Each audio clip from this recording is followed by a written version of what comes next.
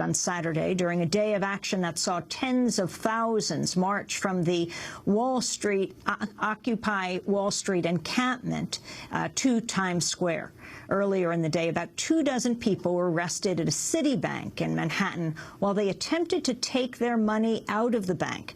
The protesters were reportedly locked into the bank and then detained. Video shot outside the bank shows undercover police officer dragging a woman into the bank. They were inside. You were inside with everybody else. I'm a customer. You were inside. Yes, but you were inside. I'm a the whole customer. No. What are you doing? What the hell? What are you doing? Oh my God. What are you doing? What are you doing? Don't be dominated right now. He's not doing anything. He's not doing anything wrong. Oh my God. What are you doing? This is wrong. This is wrong.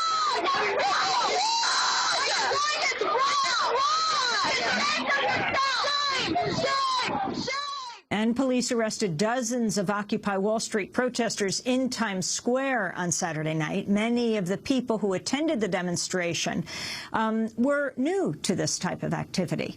I bumped into one woman who was speaking right next to the barricades to contain the crowd, and then there was another activist who'd been a longtime activist but not part of a movement.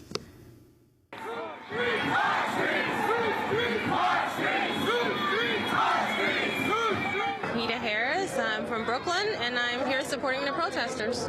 You know, I followed it from the beginning. I just didn't come. And I'm not a protest. I've never done this before, so this is my first time at a political type event. So the bankers got their bailout, but the average American is still struggling. You know, unemployment's high, and people just, people don't see a way out of this mess. And they're profiting right now, and we're still here looking for jobs. I think that's the bottom line. I think people are just frustrated and don't see any progress and don't see their lives changing. My name is Jordan Fulham. I'm a doctoral student at New York University. I study history and philosophy of education. I've been involved in organizing and activism for a little while before this. Usually before Occupy Wall Street, people go out and protest, they have their signs, they have their chants, and then they pick up their stuff and go home. But this is the first time that there's been a real movement in my lifetime where we see the same people coming out day after day. We see labor unions and student groups and other community organizing groups come together, and they keep coming back. They're keeping up the fight. So it's something that in my life I feel has no precedent. 99%!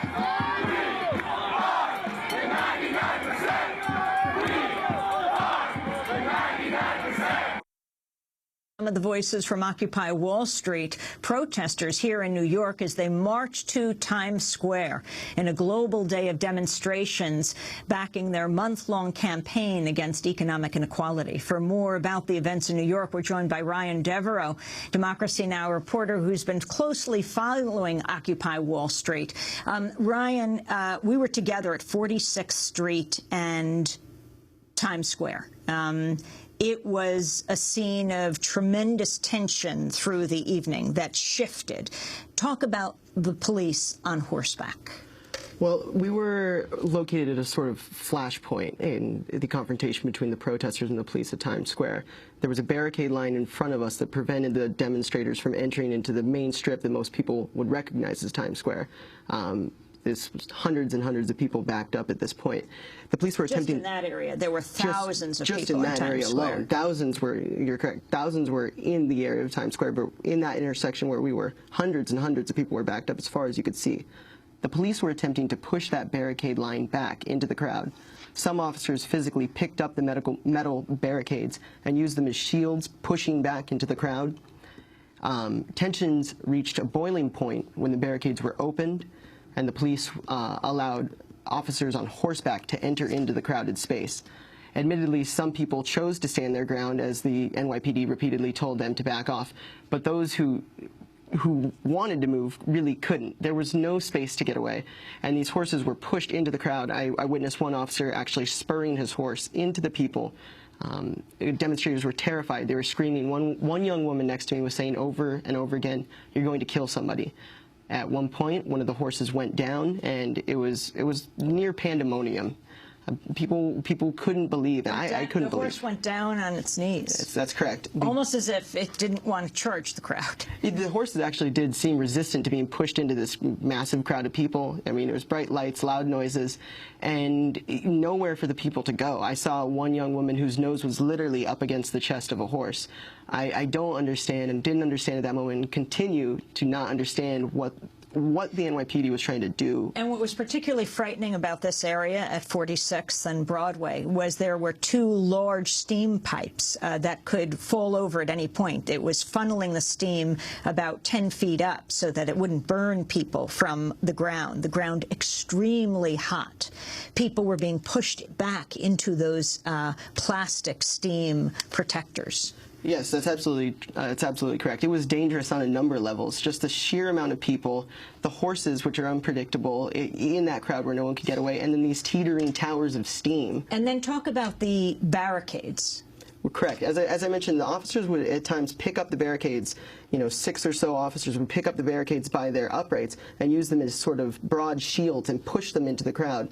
There was one point when there was a metal piece of the barricade that had stuck out perpendicular, and that was shoved into the crowd right near where I was standing. It stopped just short of my stomach. I told the officers that this is dangerous. It really could have hurt somebody there. And of course, because of the number of people, the thousands of people in Times Square, those at the very front where we were at the front of the barricade, there was absolutely nowhere to go when the police said move back and started pushing back, and when the horses were there. That's exactly the issue, is that there was no place for these people to go. Even though the NYPD was saying move back, there was no way to move back. It was a sea of people. It was extremely tense. It looked like there were going to be even more arrests in this area. The police were moving in en masse until the 4-star commander came out. Yes, that's correct. Joseph Esposito, as I understand it, the highest-ranking uniformed officer in the NYPD, came in and he called the officers back from the line. They took about 3 steps back. And I mean, this was an amazing moment because it looked like he was coming forward to tell the police to move forward. And instead, he told the police to back off. To many of the police shock. You saw them looking at each other. You're telling us to move back? And he said, yes, move back. It really was an incredible moment, and the decision was met with, huge applause from the crowd.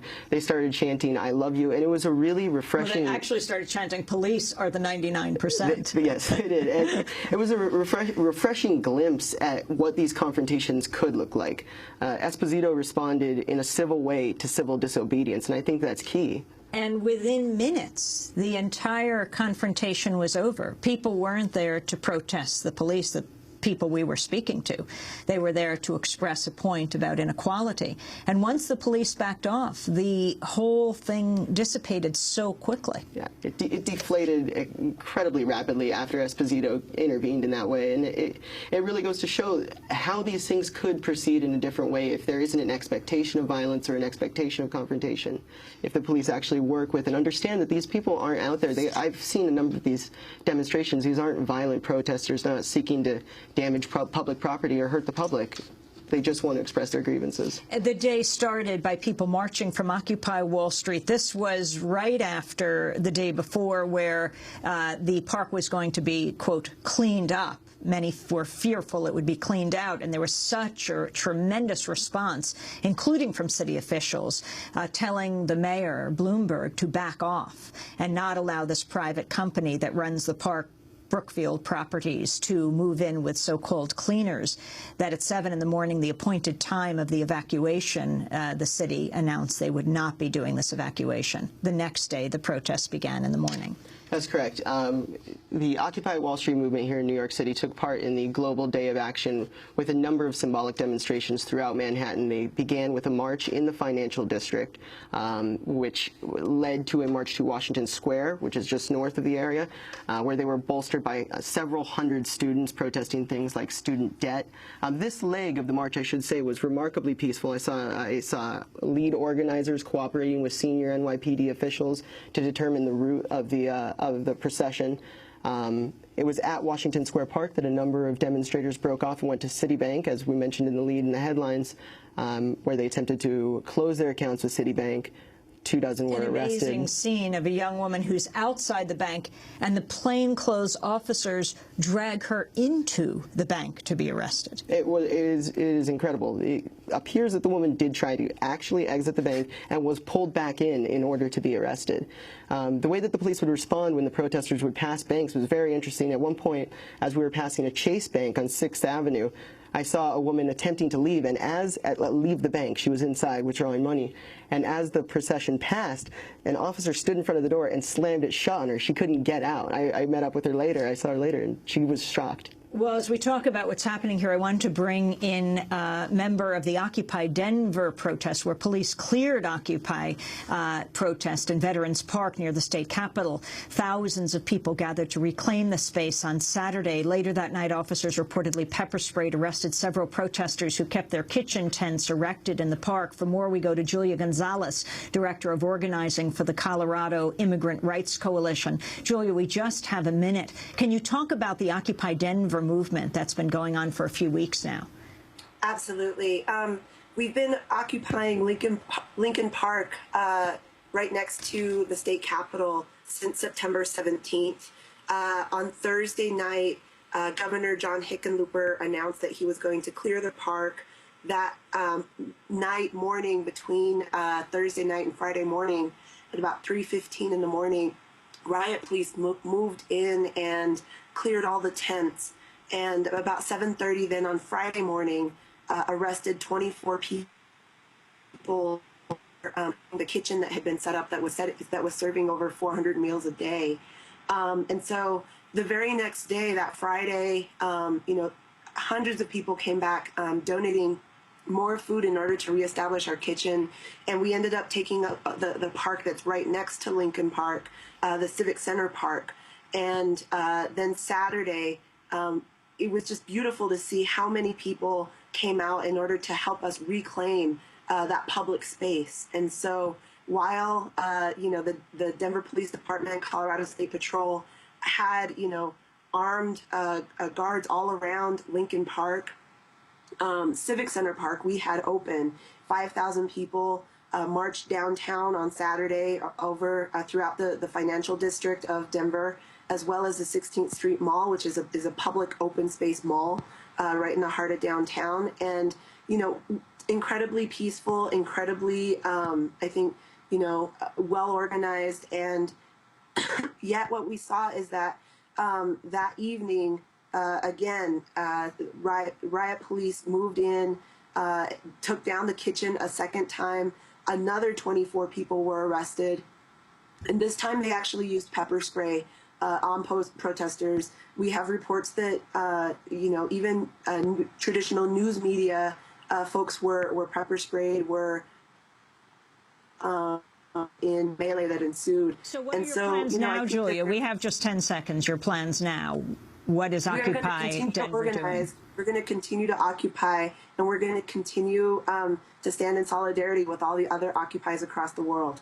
We want to thank you for being with us, Julia Gonzalez, organizing with Colorado Immigrant Rights Coalition, part of Occupy Denver. And back on Wall Street, just to say that we talked about the de-escalation in Times Square. In fact, Ryan, there were many who were arrested afterwards as they were leaving and going to Washington Square Park on their way back down to the encampment at Occupy Wall Street. That's true. They held a general assembly. The protesters held a general assembly at Washington Square Park after the incident at Times Square. Some members, a minority of members, elected to stay in the park and were subsequently arrested by the NYPD, approximately 14 protesters.